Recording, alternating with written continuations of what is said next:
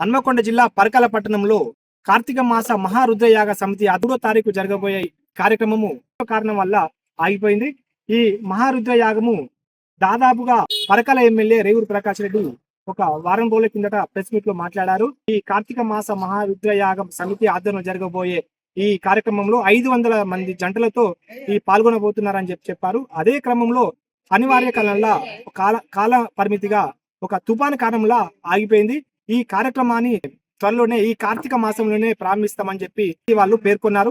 ముఖ్యంగా పరకాల పట్టణంలో జరిగే ఈ 500 మంది జంటలతో ఈ జరిగే 3వ తారీఖున జరగబోయే కార్యక్రమము వాయిదా వేసి త్వరలోనే ప్రకటిస్తామని వారు పేర్కొన్నారు. ముఖ్యంగా ఈ వాయిదా పడడం వల్ల కూడా కొంతమంది 500 మంది జంటలే కాకుండా దాదాపుగా 1000 మంది జంటలతో కూడా ఈ కార్యక్రమం జరగబోతుందని చెప్పి అంచనా ఉన్నది.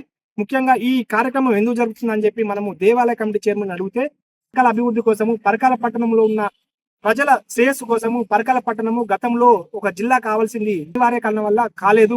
పరకాలలో కొన్ని సేవా కార్యక్రమంలో భాగంగా ఈ పరకాలలో డెవలప్ కావాలని, అలాగే ఈ మహాకార్యం చేయబోతున్నారు.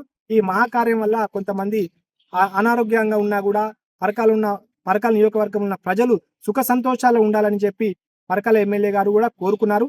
అదే విధంగా పరకాల ఉన్న కుంకుమేశ్వర దేవాలయ సంబంధించిన వాళ్ళు కావచ్చు, అలాగే కార్తీక మాస మహారుద్రయాగ సమితి కావచ్చు, ఎవరైనా కానీ పరకాల నియోజకవర్గ ప్రజలు బాగుండాలనే ఉద్దేశంతో ఈ యాగం చేస్తున్నారని వారు పేర్కొన్నారు.